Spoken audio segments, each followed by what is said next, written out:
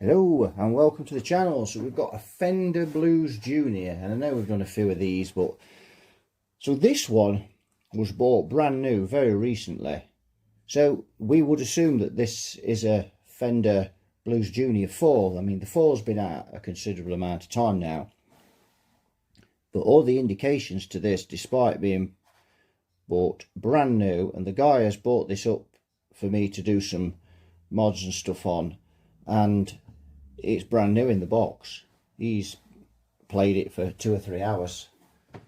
So we're going to sort out all the usual things, but I need to get the back off this and find out whether it is a 4 or a 3. Now the 3 is fixed biased, but the Blues Junior 4s are changed to cathode biased. So obviously that the bias on the 3s is the biggest problem. If this is a 4, then we won't need to bias it, but of course it'll be interesting to check this out if it's a 4. I'm kind of hoping it is a 4 just for that reason. It should be good for the channel because we've not had a 4 on yet, but all the indications, the speaker in it and everything points to this being a Blues Junior 3, so I'm not quite sure why they'd still be selling the 3s new. This is a limited edition Blues Junior as well, so maybe that's why, I don't know. But anyway, we'll get the back off and we'll have a look. Right, this is a Blues Junior 4, not a 3. And this is something just to bear in mind with these amps. So the customer bought this amp brand new. He's watched some of my videos, and he's obviously watched other videos online, and he's read up quite a lot about the Blues Junior 3. And he's bought the Keld bias mod kit to do the bias, but obviously this not knowing this is a Blues Junior 4, and to be fair, why would he, given the fact that if you go online, and I've been online and read up, so if you go online and read up about the Blues Junior 4, it's got a Celestion speaker in and this whatever else. This looks like a Blues Junior 3. It really does, you know, unless you take the back off, and obviously if you know, the guy's not a tech, so he's not going to know the difference. He's only ever seen this amp anyway, so if he takes the back off, he's no idea. But this is a Blues Junior 4, and he also ordered the board as well to be changed, because his idea is while this amp's brand new, before he uses it, he's going to get all the mods done on it, get everything that he wants done on it, and a great idea, you know. Then from new, it's not everything is right, you know, it's not been running for a year with hot bias or whatever else. From brand new, everything changed in it and it's sorted. But of course the amp's cathode bias, so this board won't be any good. But yeah, because you've got, such as here, you've got bias V4, so that's obviously that's not going to work. So so what I'm trying to say here is that these mods are great. You know, I use them. I use the mods from Keld. But if you're going to buy one of these, and if you bought one new or even recently, and it's only you know, 2 or 3 years old, check before you buy the kit that it's a 4. Or if you know, if you're not sure, try and do a bit of research, and we're going to go through this and help with that. So you know, you're not buying, because there's no good buying the kit if it's no use. So we're going to go in and we're going to have a look at this board before I start taking this to bits, and I am going to make some changes on it, but some of the changes have already been made by Fender themselves. So a guy online has obviously done quite a bit of research on this, and he's documented what's been changed on the 3 and the 4, the cathode bias being the obvious one. So we're going to go through this video, and so if you're not sure, at least you can take the back off your board and have a look, and that will give you some idea. You know, if you're planning on doing this yourself, then I presume you've got enough knowledge to know whether or not, you know, it is a 4 or a 3 just by looking at some components, and we'll go through that. If if you such as this customer where he's bought the amp and he wants another tech to do it, like he's contacted me, then we'll try and make that so you can take this off and at least have a look and decide which is which. The first thing, the obvious thing, is the colour of the board. And if we go down, you can see that the board for the tubes is also the same now, brown colour. This would have been the original colour of those boards. So that's the first thing when you open this up to see it's a 4. Let's look at how we'd see if this was fixed or cathode biased then. And it's pretty easy when you look in here. And there's more technical ways to test that. We can test to see if the cathodes is to ground or if the cathodes have got a resistance. So let's have a look at how we define whether this amp's fixed or cathode biased. So if we zoom in, so we've zoomed in now. So if your amp is cathode biased, then you'll have some cathode resistors. And the cathode resistors are 270 ohms each in this amp. Obviously there's two of them in this amp. They've split. Some amps that are cathode biased share the cathode resistor. We've got one for each tube in here. So if we look at, just checking my notes, R51 and R52. So you can see R52 is here. Now that band looks orange. You have to be careful with that, but I actually checked it, and that's measured 270 ohms, measured 266 actually.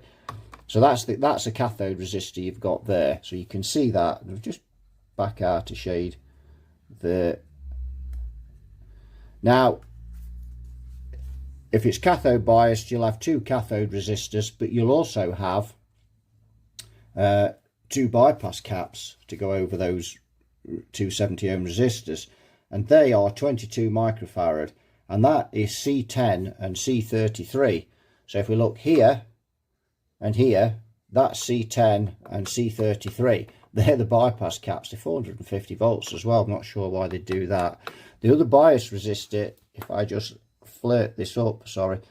So the other bias resistor is there, R51, and again, that's 270 ohms. So that's the easiest way, in layman's terms. If you want to check if this amp's cathode biased, then that's what you're looking for. R51, 270 ohms. R52, 270 ohms there. And a C10 and C33, you'll have these 2 big capacitors. Just drop down again. You'll have these 2 big capacitors here. So the 2 capacitors, R52 and R51, tells you that this amp is cathode biased. But the colour of the board and everything else, again, they're the clues that will tell you this amp's cathode biased. So if your amp's cathode biased, you don't need any mod kits for this amp. And that it's just to say, you know, there's no good buying things that you're not going to use. And we have got the Keld, the little Keld bias board, and they're fantastic. You know, Rowan's done a fantastic job of on that board, and it just fits in a treat. And there is a video online for the Blues Junior Keld Amp Works fitting the bias mod board on the channel. Now the other thing is that seems to be missing a bag somewhere. I don't know where to put that of bits. I've got some of them here, but now the other thing is that Keld do, and where have I put that? So here's some of the other parts. So we'll just have a look at the bias mod board. So if yours is a Blues Junior 3, you will need this. This is a Superbity kit, and if you watch the video, there it is. That's the Keld Amp bias mod board. And if you watch the video I've done online, you can see me showing how to fit that. A fantastic piece of kit that is. makes life so much easier to bias these amps. So we've got these in the kit as well, and these are axial to radial converters, and these are a really good idea if you want to buy, you know, or you've got radial caps in stock, or you want to buy radial caps. Radial caps are much cheaper, as long as you use good quality ones. That's absolutely fine. But we're not going to use those. Nothing wrong with them. They're a great idea, and you know, Rowan's done some great stuff. But I've got some F&Ts that I've found in stock, and I'm going to put those F&Ts in this. These are brand new, and we're cutting them out. And to be fair, this is the ongoing saga with these IC caps. So they had a bad batch of them, and the internet's never really quite got over that. And so these caps have got a real bad name, and a constant source of problems. If I have an amp and I don't change those caps, they're on it in the comments straight away. Which is, everyone's entitled to their opinion, that's fair enough. And to be fair, you know, if the caps are old, it's justified. These are brand new. This amp's had 3 hours use, and we're cutting the caps out of this because two reasons. One is the customer says, well, I might as well just have the lot done and have it done once, get it sorted out. And the other thing is that if I don't, somebody will be on there giving me grief for not taking them out. So because they've just labelled with that bad name now. Apparently Cornell Dublier now own the company for these, so these caps are supposed to be much improved. But if I leave them in, it'll spark a debate as well, and that's what this channel's not really about, debates on whether, you know, because at the end of the day, then those type of debates, people start leaving comments they shouldn't really leave. And you know, whilst everyone's entitled to their opinion, and I do encourage constructive criticism on the channel, and not just about the amps, but me as well. You know, most channels don't like that, and they just, you know, delete the comments or whatever, but I don't. Or people offering me advice, and I get lots of advice offered, and I take quite a lot of that advice, because some of the guys that are giving it to me are very, very good techs. You know, as I've said before, you know, I am a competent tech. There is some guys out there that to working on these amps, they are to what I am as a guitar player. So yeah, you know, if somebody gives you some good advice, you listen. So that's how you keep on learning and keep gaining experience. And one of the reasons why I'm doing this Blues Junior 4, there'll be people sat there, you know, I've taken the back off, oh, that's obvious, that's a 4, blah, blah, whatever. And that's true. And when I took the back off, it's pretty obvious it's a 4. But it's not to some people. And this channel is for everyone. So, you know, some people are looking here, and it might take them a bit of time before they realise that this is a 4 or a 3. And they need to know before they spend the money. So this, as I said, this channel is for everyone. It's for people who have a limited knowledge, people who have medium amount of knowledge, and people who, you know, techs that come on here and watch this who are very advanced, and they enjoy watching it, and you know, they contribute to the channel with their advice and knowledge. Anyway, enough waffling, because we need to get this amp sorted out. So what I'm going to do is take the board out. So I'm going to get the knobs off and everything. Now normally I just take the chassis out and get them on the bench and everything, and it's normally just quicker. But this amp is so brand new, and every time you take these chassis out, the screening on here just gets ripped and things. And I'm just going to try and keep this pristine. So what I'm going to do is I'm going to take this board out while this amp is in the chassis, if I can. I've never done that before actually, but kind of looking at it, and I can't really see a problem whether it's mounted in this or not. It's still got to come out. So I'm going to get the work done, and then we're going to look through the schematic. There's also a post online where a guy's listed, as I said, guy's listed quite a bit of stuff that's been changed in these. He's gone through. So we're going to use the F&T caps, not the radials. I've got nothing against the radials. there's been quite a few things changed on this amp to the 3, so we're going to look at those. Probably still going to do the mod on the mid channel, on the mid control. And the guy who owns this used to have a Princeton and really liked the sound of it, so I may just change the tone stack and one or two other components in this, because these amps, they're very similar. They're not a million miles away from it, like a deluxe reverb or something. The only difference with the Princeton is you've got the cathode ion phase inverter. With a deluxe reverb, you've got the long tail pair. We'll get on, we'll get this board out, and we'll have a look when this board's out. So the first thing we're going to do is take off the knobs. Right, I started taking the knobs off, and then I've just suddenly decided that we're going to take some readings. What we're going to do is we're going to look at the bias on this amp, and we're going to look at how to check the cathode bias on this amplifier. And you can see I've got the probes there over one of the cathode resistors.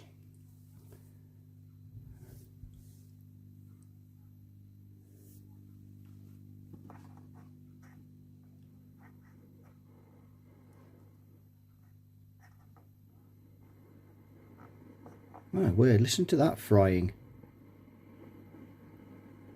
Huh.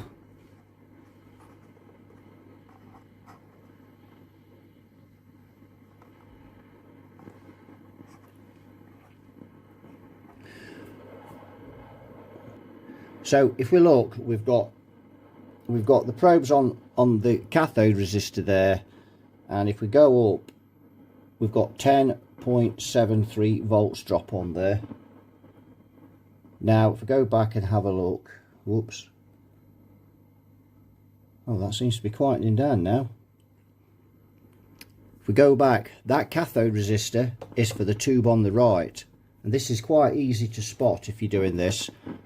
This cathode resistor is for the tube on the left, because you can just measure the connection and you can get to the wire on the pin there. The insulation doesn't quite go to the board. So that one is for this tube, and that one is for the right tube, left tube, right tube. So we've got that measurement there.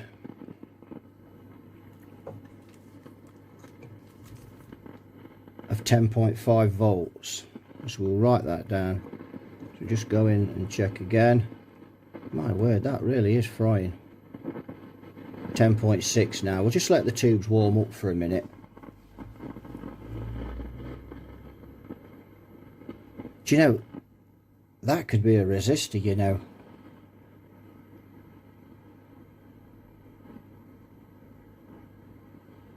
Well, brand new amp, and listen to that.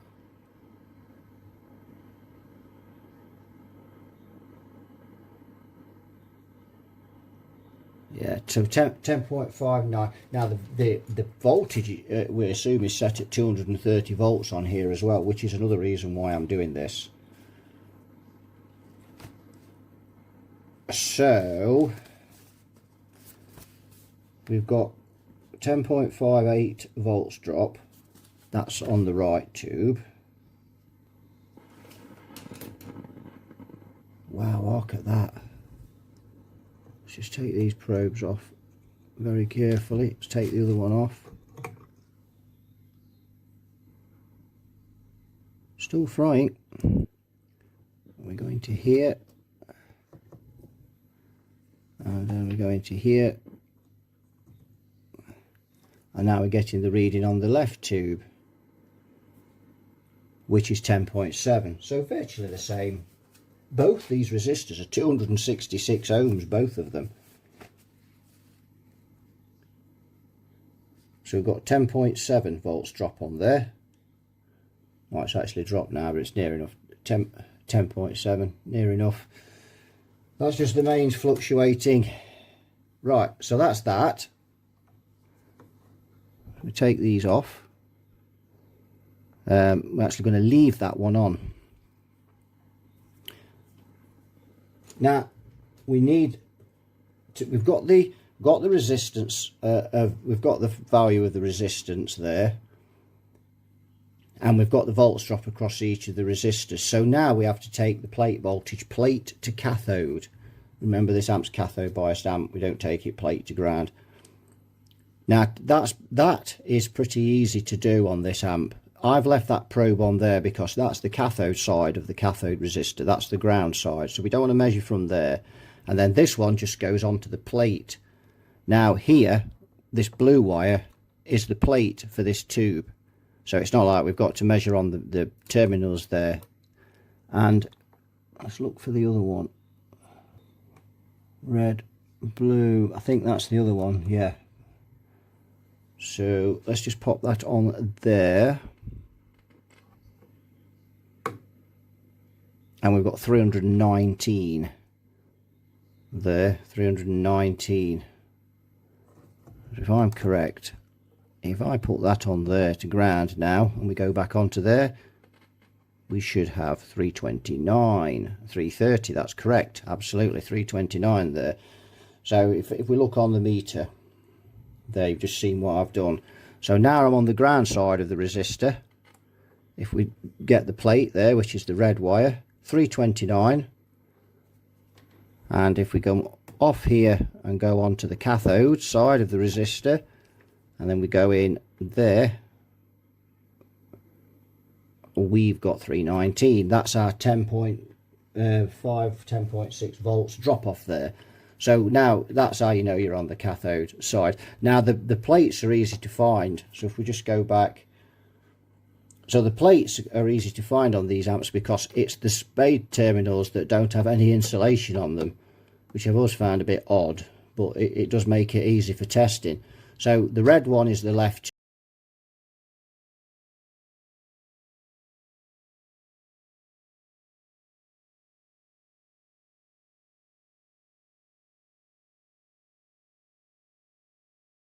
tube, the blue one is the right. We're on the left cathode resistor, so we need that. We know we've got 319 volts plate to cathode. So if we write that down, so now we just need a calculator.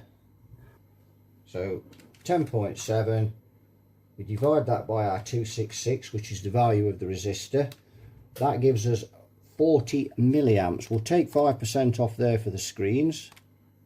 That leaves us with 38.2 milliamps. And if we times that by our 319, that's biased at 12 watts on the nose, and that's cathode biased, so that's fine at 100% for cathode biased. So that's good. That's good enough, and we know the other side will be about the same. So that's how you check the bias on these amps. I mean, these are a brand new set of tubes as well, so we expect, you know, we expect that to be roughly the same. That I think is on 230 volts. It says, in fact, if we look down on here, it even says 230. Let's just switch off now. So so we know our plate voltage is we're just going to put 330 volts as a rough guide for the plate to ground voltage. That is the plate to ground. So this is the voltage selections diagram on here, and this is off the Blues Junior 3, and I've just checked on the 4 schematic, it's identical. So that part is not a problem. That's not different on the schematic, so we can use these, is what I'm trying to say. Now, if you're following along with this video, we've just been testing on here, and so if you look here, it says S28, that is the switch. So make sure you've pulled the plug out of the wall before we actually do this, because if you don't and you've left it plugged in, you might get a bit of a belt off there. If this amp is set at 230 volts, you can see if we go down here, and I've done this before in other videos, you've got violet P4, black red P7, black green P9, black yellow P10, P5 is white, P6 is white black, and S28 is black. That's on the switch. That's the 240. So we'll go to the 230 side. Violet's the same, black red's the same, black green's the same, black yellow's the same, white is the same.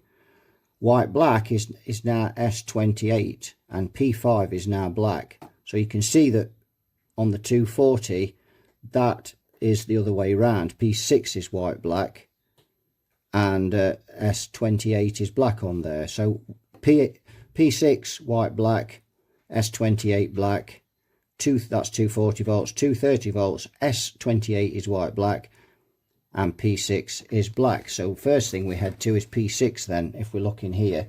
And I don't know how close I can get in with this, because if we're getting too close I won't be able to see what we're changing. Well, I won't be able to get in to change it, should I say. Let's zoom in. I don't think we're going to be able to see P6. We've got that wire in the, well, that's my test lead.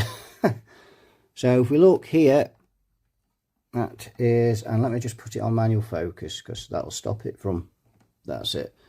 So you can see P6 is this, not that wire here, this one is P6 here. Let's just get a pointer because it's really difficult when we honed in this close. So this is P6 here. I know that looks like, but if I move that, looks like it could be P5, but it's not. If we move that, you can see that's P6. You can see it moving there, and that's black. So if we look at the switch, if we go up, whoops, sorry, if we go up and look at the switch, you can see that white black is on the switch. So if we go back to the schematic and look, we can see, let's just focus, we can see that white black is on the switch and black, so we know is on P6, so we know this is set at 230 volts. So all we've got to do is swap those wires round. Sorry, let's just back out. So we're going to swap those round, simple enough. So we'll cut that tie wrap first of all, and then we'll remove that wire and just swap it for P6 and stick the black wire on there, and we are at 240. That's how you do these. But remember, pull the plug out. If you've been testing or you've been trying it, make sure you pull the plug out, because you're touching this switch, and there's, you know, this switch is, you'll still be live on this switch from the wall if you've got the plug in there. That's my disclaimer. Only do this if you're confident at it. So we need to get that off of there now, and that's off. So now we need to get to P6. I think we'll cut this tie wrap as well, because I've got to take this, I've got to get that out anyway if I'm going to get to, and we'll cut this one as well, because we're having this board out. Right, so we've got there, and we're looking for the black wire in there. Let me just, sorry, let me just pop it back on manual focus. That's it. My hand's overexposing it. How rude. So I just got to get in. I might need to get some pliers in there because I can't get my fingers in there. Right, so I've got the black one off, and you can see there that's come off P6. If we'll just look, you can just about see it down there. Just come in, just drop down a bit with the camera, and if you just zoom in a bit. So you can see P6 there. If we'll just look under there, you can just about see the P6. Manual focus. Just look again. There we go. So we're just going to put the white wire on there. Black wire, sorry, on there.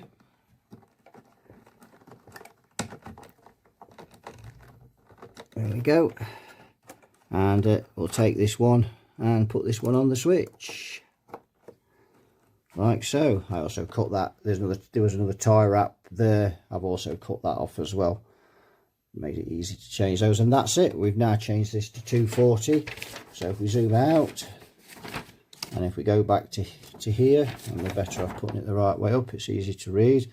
Click that, and you can see now white black is on P6 and the black wire's on the switch. So we're at 240.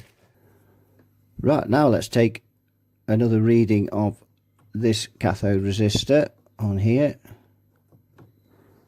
There we go. And if we go up, you can see that's not changed a great deal. It's now 10 volts, and before it was 10.7, so it's come down 0.7 of a volt, which is not a lot. Not a lot. Now on the fixed bias blues junior, that makes quite a bit of difference, but it probably won't on this. Just listen to that frying. What on earth is that? Brand new amp. Look at that.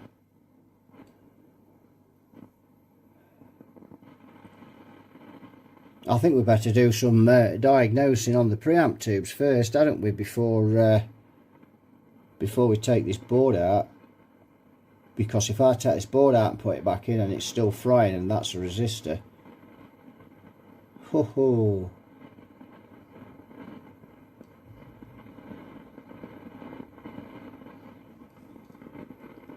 And you can see now that's actually, if we go up, you can see that's dropped to 9.9 so, but it's still around 10 volts. And that's just the wall voltage fluctuating.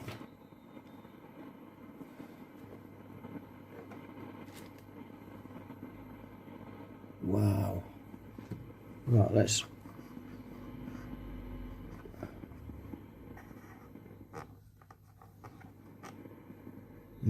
it's still going down.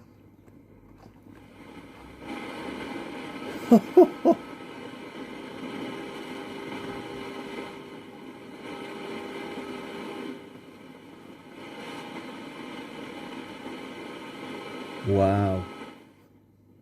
That's with the volume down and the master full up. That's with the fat switching.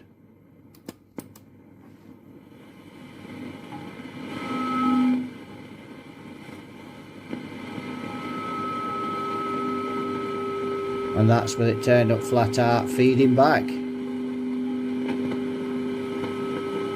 So is that a bad tube? Oh dear.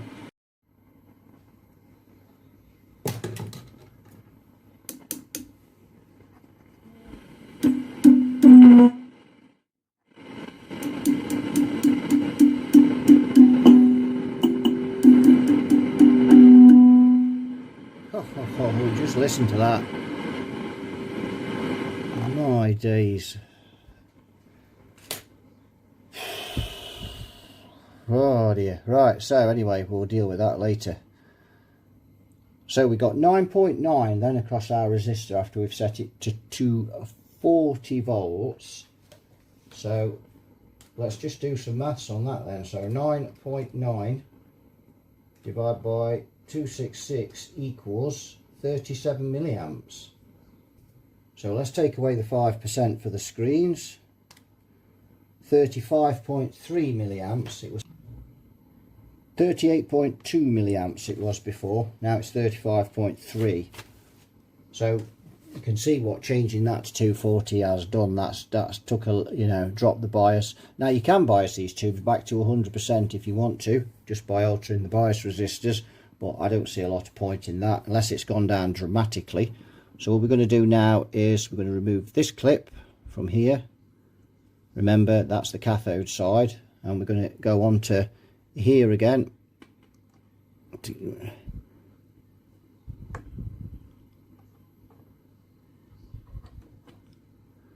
303 now. 303.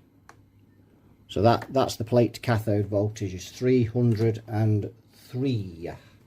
So we just need to times that by 303.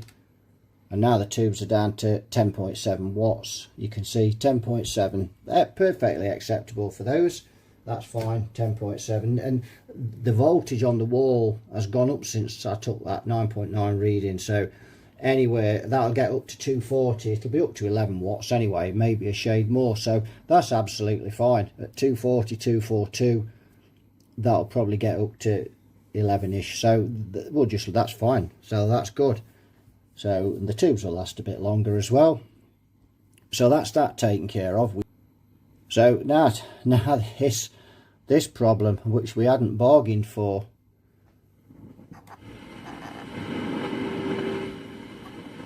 So we're now going to have to look at these tubes before we go any further. So I'm on a time scale with this amp.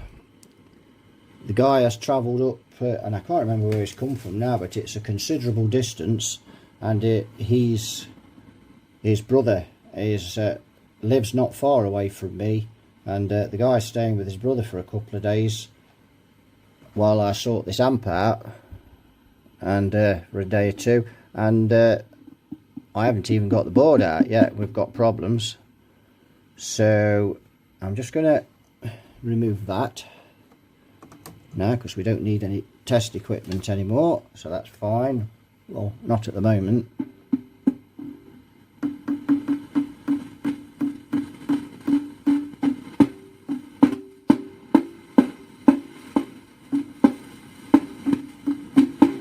So we better see if we can, let's just hope we get lucky and that is just a tube, because if it's not, boy, we're going to have some fun with this. Now I've just pulled this Mullard ECC 83 out of one of my amps because I know these are good. We're going to pop him in there, and we're going to see what we get.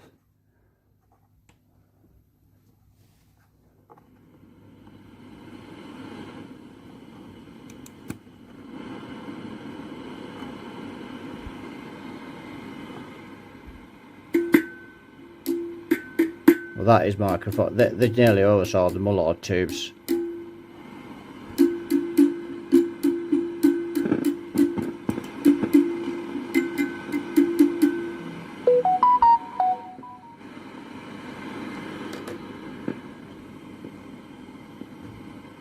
That's just the phone, you can hear that other noise. Well, that does seem better.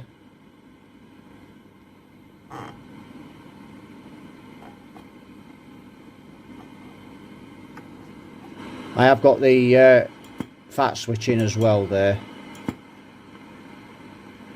and the amp is flat out at that,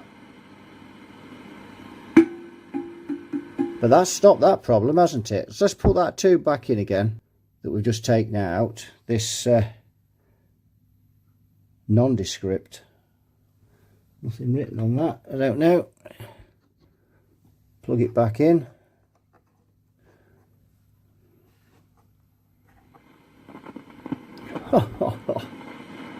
Well, I think we've found the problem there, haven't we?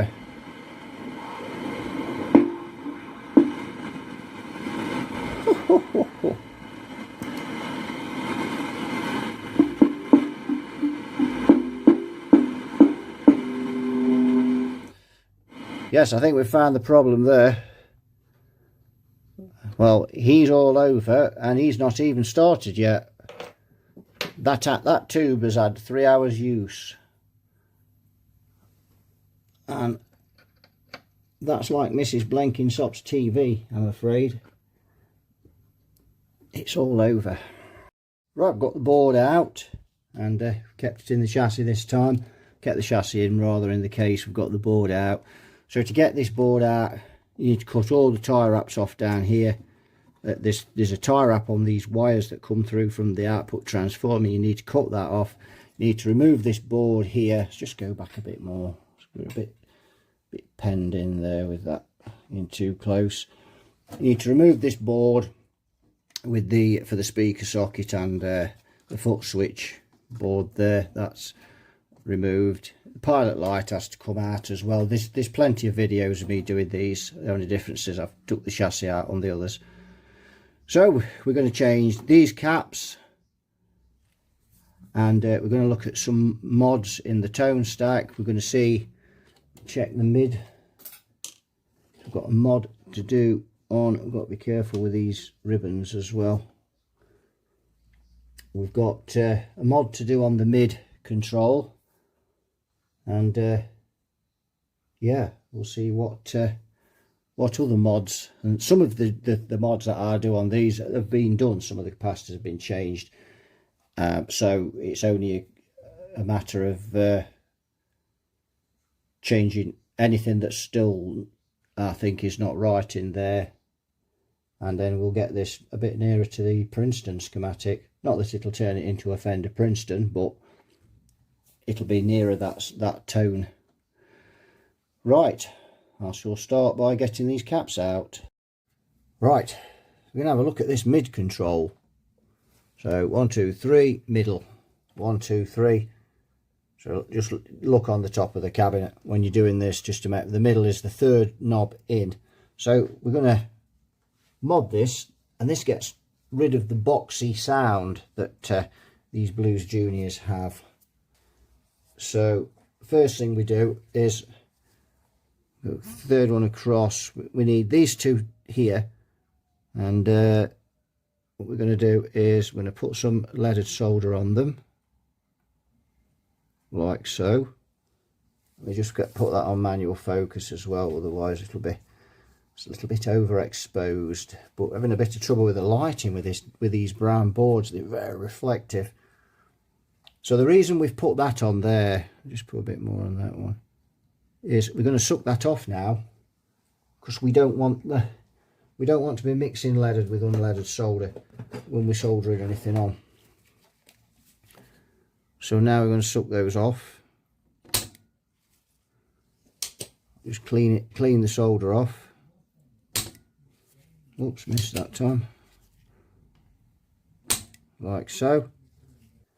What we're going to do now, you'll just have to bear with the light, but you get the idea. Let's just go again. So what we're going to do now is we're going to solder that on back, but with the leaded solder, like so. Right, now what we're going to do is we're going to bridge those two pins that we've just soldered, like so, and then we're going to bring that down, squash it flat, and there.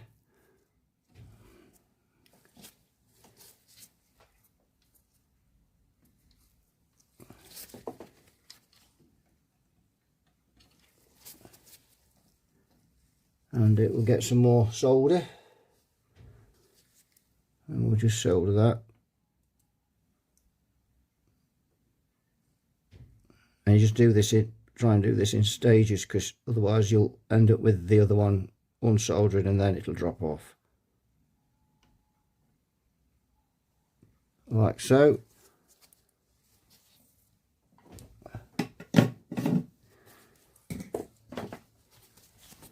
And then we just cut that there, like so. Really easy. In fact, we can still use that resistor again. We've just snipped a bit off it. And then we just need some alcohol to clean that up. Just get that there.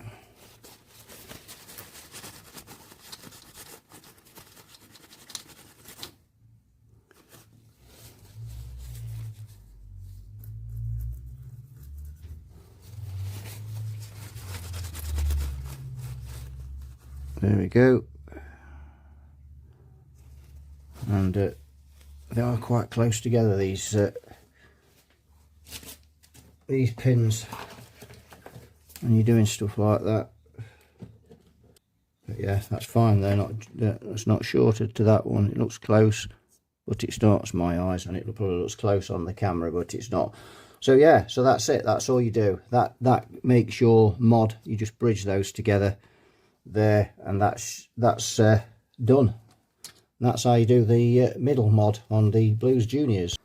Right, so we've got the caps in, and we've done the mod on the mid control. Now we are going to change the tone stack in this amp, and I'm going to change this, as I said, to the Princeton Deluxe Reverb tone stack, which is slightly different in this amp, not a million miles away. So C6, we're going to change to a 0.1, which is the bass cap. It's a 22 in here. C7 we're going to change to 0.047. That was also a 22. We're going to change C2, which is 2 nanofarad, but we're going to change that to 22. And there was another 2 nanofarad cap in here, but Fender have already changed that.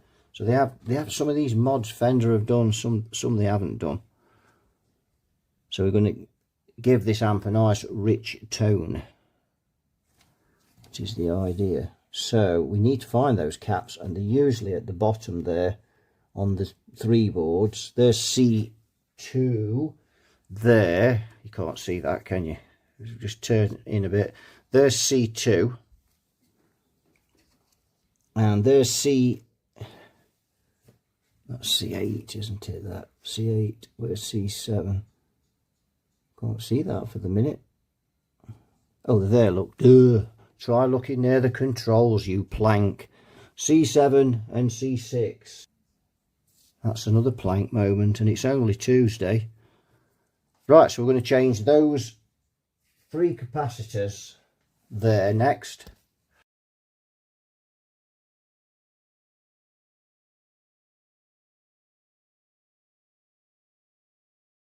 Right, we've got the Blues Junior fired up, and you see we've just started. Oops, get that. We're just starting off with the bulbs. I've just got a 15-watt bulb in. That's giving me 61 volts and 90 volts, 60 volts off the wall and 90 volts going into the amp. So we're just going to bring these caps up steady,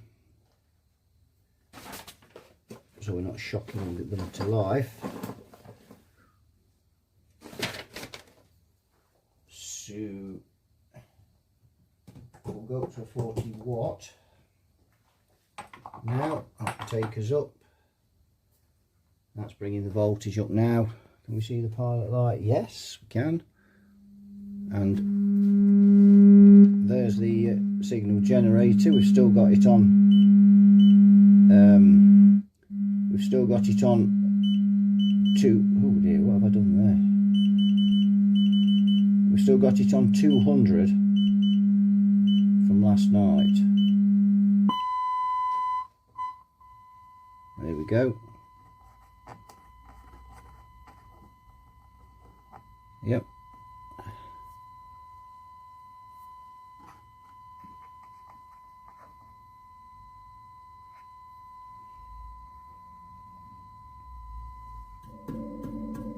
Yep.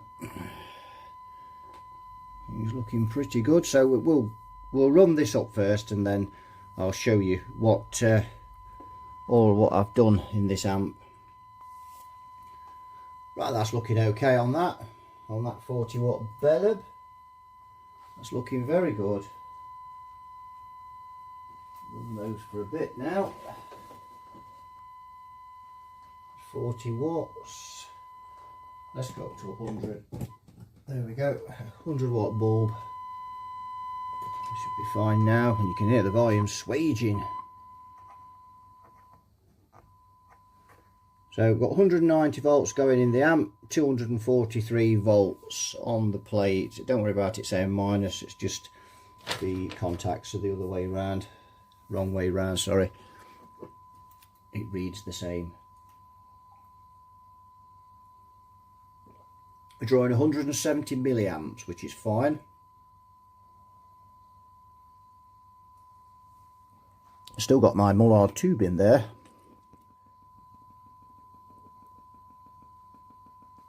That may be the camera. It is the camera. As you can see there, we're all ready to roll with the F&Ts in there and so on. I haven't put the knobs back on yet because obviously I've got to run this amp up yet, so make sure it's right. We'll put it all back together and then have to take the board out again. Yep.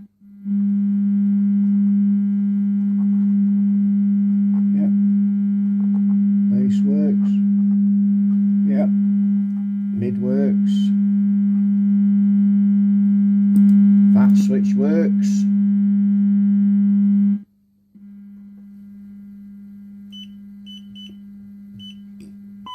Yep.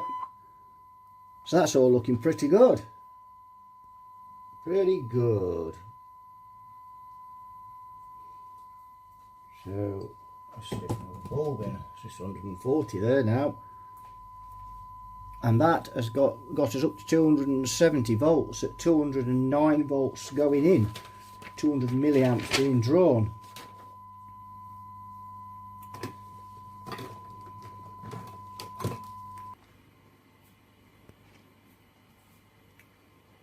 We've already done all the voltages anyway, so we've got no issues there, have we? We know we've changed the 230 to 240, so we pretty much know what we're doing there.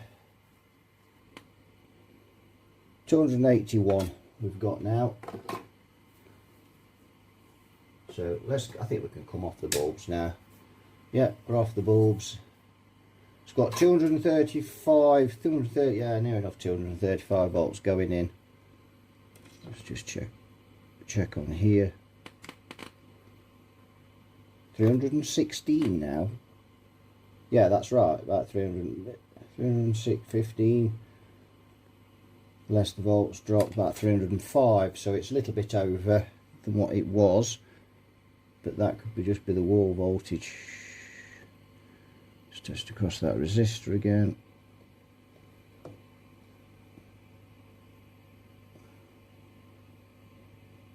£10, that's exactly what we had before, 10 volts. That's all looking very good. So there we go, I've just measured across the other cathode resistor and I've got exactly 10 volts across there as well. This amp is perfectly matched. So those tubes are perfectly matched and we've got about 10.8 watts on those. So that's absolutely fine. So everything's put together. We've got to put the knobs on and yeah. So what I'm going to do is put the knobs on, just go through, check, make sure everything's tightened up, get some tie wraps on these cables, tidy things up, and we can get the back on it and we can have a listen. Right, I've got this Fender Blues Junior 4 and ready to give it a demo. We've got it all back together.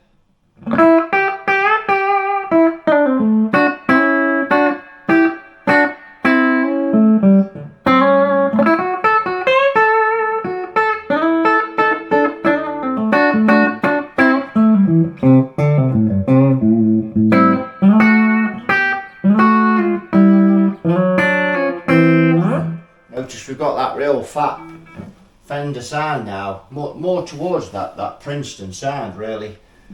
So we've got the mid on about number 4 there, and you can see that.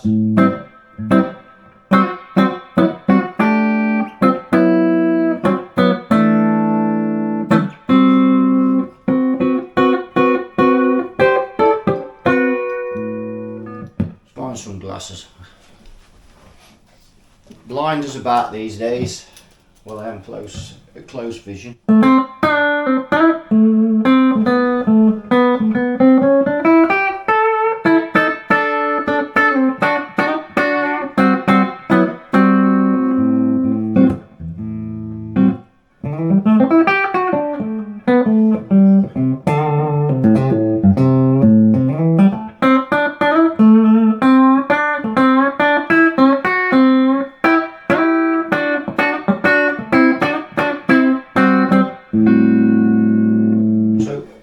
Let's take all the mid out. You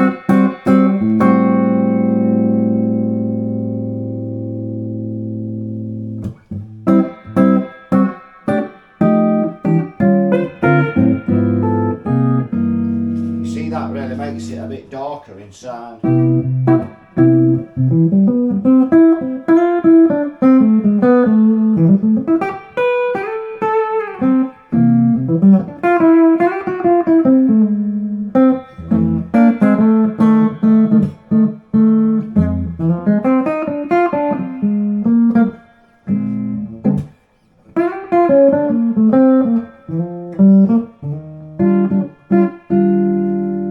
So we put the mid halfway.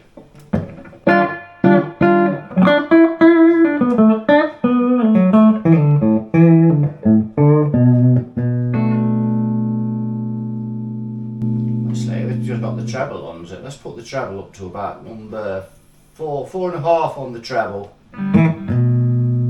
That's the mid out. That's right.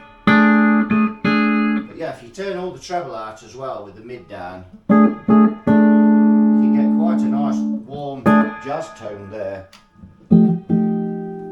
Just put the treble on 3. So let's bring that back a bit. It's a bit woolly.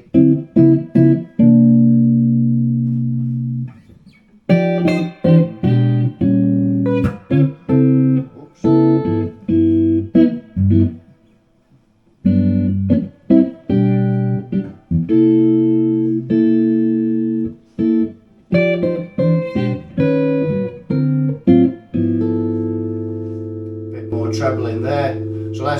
to about number 4 with the treble now. We've got no mid in the amp at all.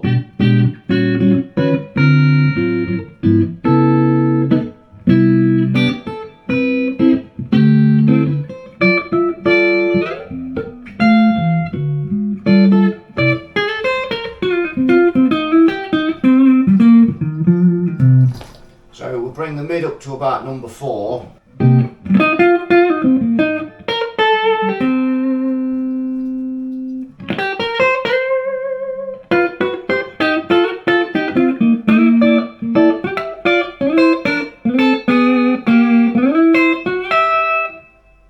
Now put all the mid in.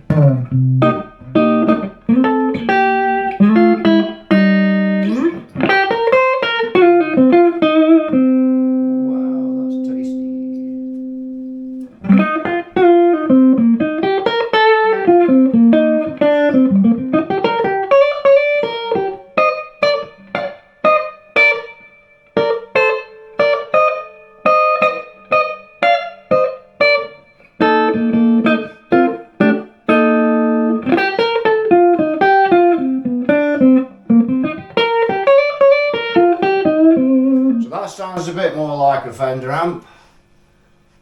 So halfway.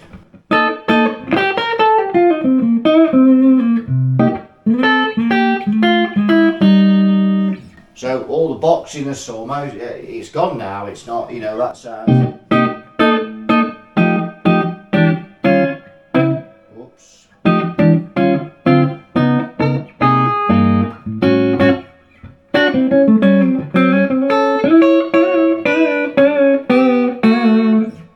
That's on the neck pickup. I've got all the bass in there, mind you. That's with half the bass.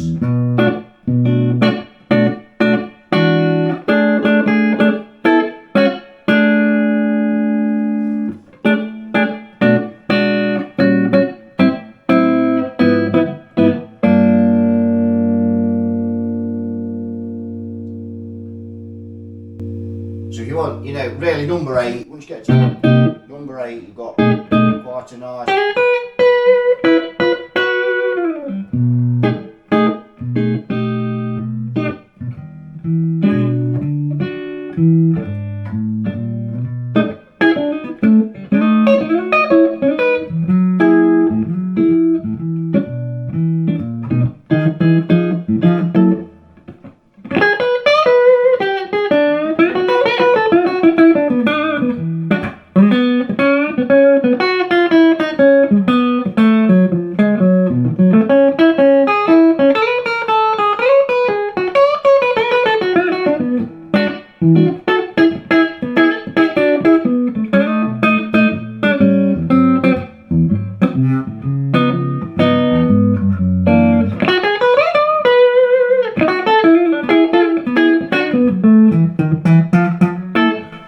So yeah, that's a beefy old tone that is now.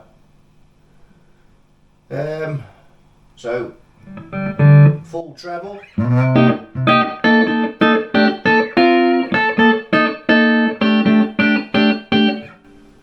we go, half the treble.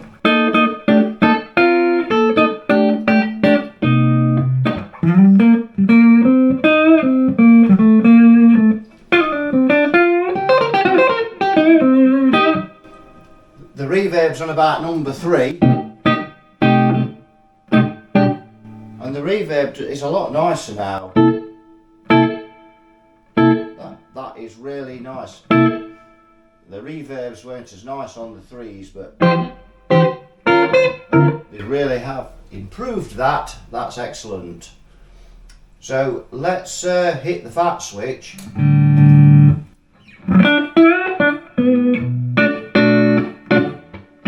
Wow. Let's just drop the treble a bit.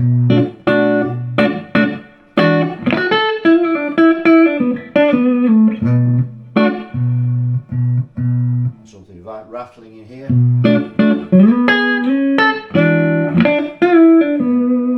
Wowee, woo, that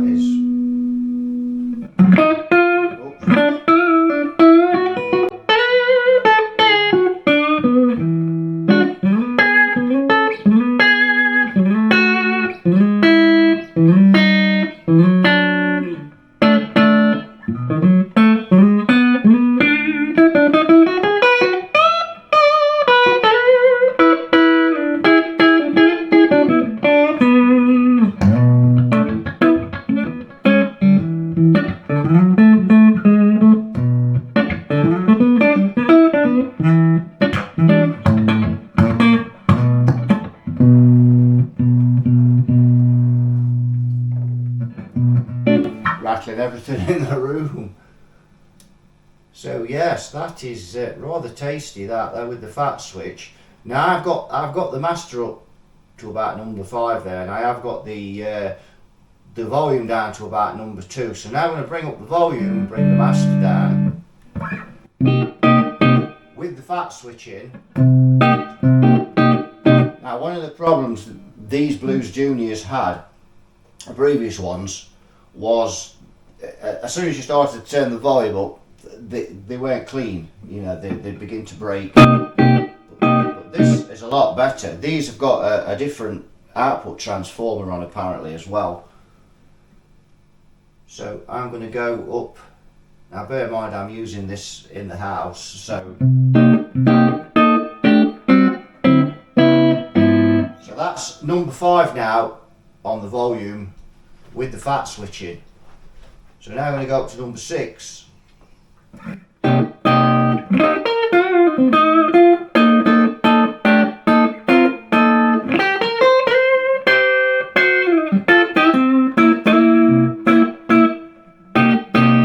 Perhaps just a shade of breakup starting, but we are now. So let's get up to number 7. And now you can hear that it is beginning to break up, overdrive. But that's at like number 7 now. So let's bring the master down. Let's go up to about number.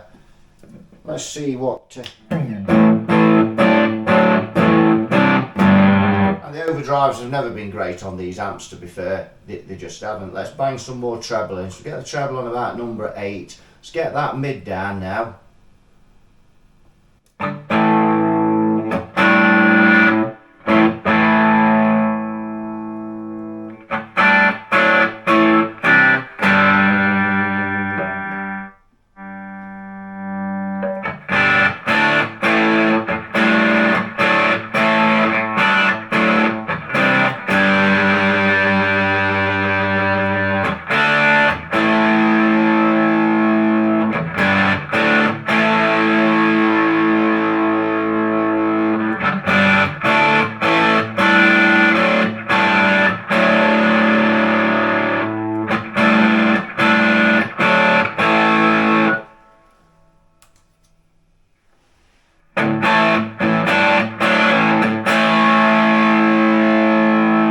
Trebles about on number 10 now. Remember the dials go around to 12 on this. That's all the treble. That's half the mid.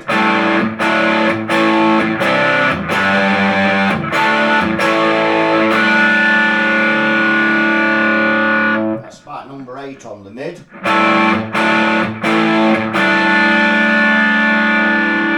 That's number 9, 9.5, 10 on the mid. And that's all the mid.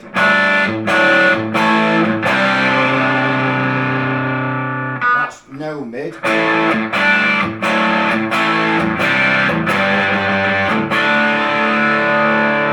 So we've got full treble. We got full treble and no mid on there. The volume's on number 8, the master's obviously right down. Let's bang it all the volume in there, and we'll bring the mid up to about 3.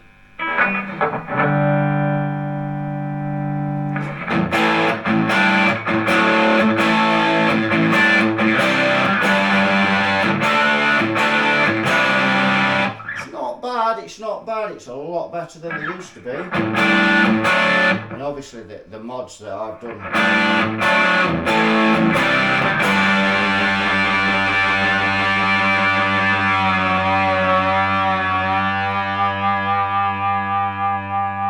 We need a tremolo arm.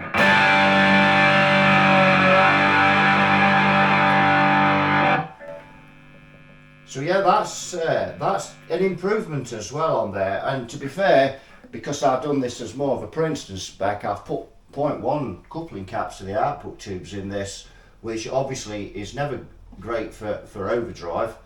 You need to look at a Marshall schematic to see, you know, that.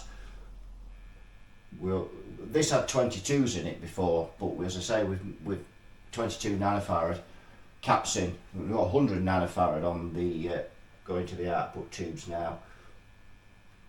So yeah, that's pretty good.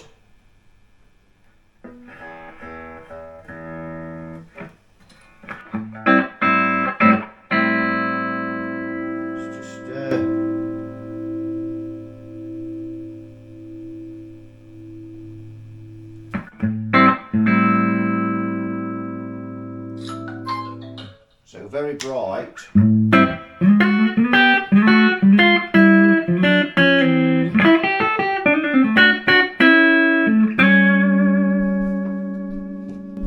If you just back the volume off the guitar like I had earlier,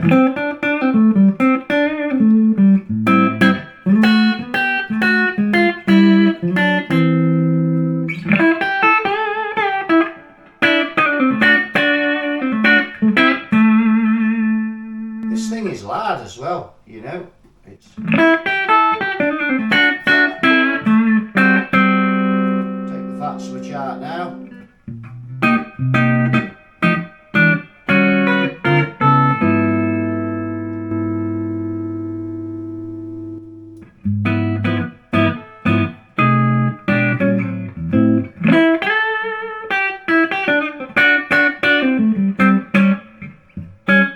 Let's wind the reverb up to number 6.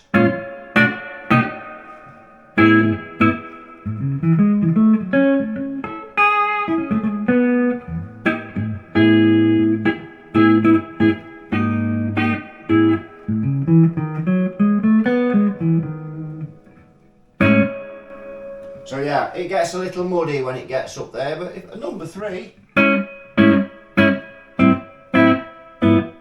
that's really nice. A much better reverb, a much better amp all round.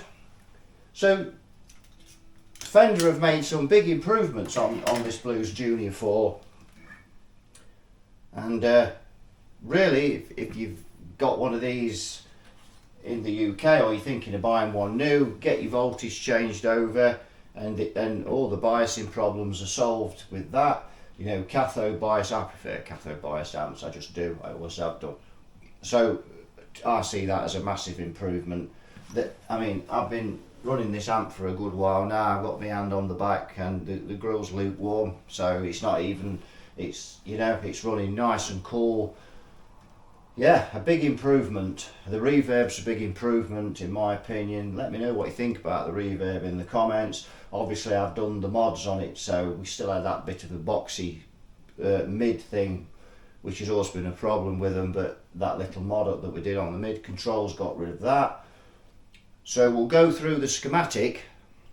Right, we're looking at the schematic of this Blues Junior 4, and so we changed C2 there, which is 2 nanofarad. Let me just put the manual focus on. Which is 2 nanofarad, 0.0022, 2.2 nanofarad actually. We've changed that to 22. So that's that. Just notice a 10k grid stopper on there as well. Bit low. And then if we move on to here, this is the tone stack. So we changed C5, C6 that is, that was 22, we changed that to 0.1, and C7 to 0.047, so 100 nanofarad, 47 nanofarad as per the Princeton schematic. I think C8 was another one that used to be 2.2 nanofarad on the 3, but Fender have changed that. And then if we come through to here to the phase inverter, sorry, not there, past there, the coupling caps coming out of the phase inverter C15 and C16, you can see here, you just see C15 up there. They're 0.022, 0.022. Change those to 0.1s, again as per the schematic on the Princeton. And they're the mods, and then we did that mod on the mid pot as well. And again, we've changed all the capacitors. We've changed the big main filter caps in there as well. And anything else we've changed that we've not covered on this schematic that you saw on the video. But I've done the basic mods on there to get this closer to a Princeton. And it sounds most splendiferous. So that'll do it for this one. So thanks for watching. You all take care. And I'll see you all in the next one. Bye bye for now.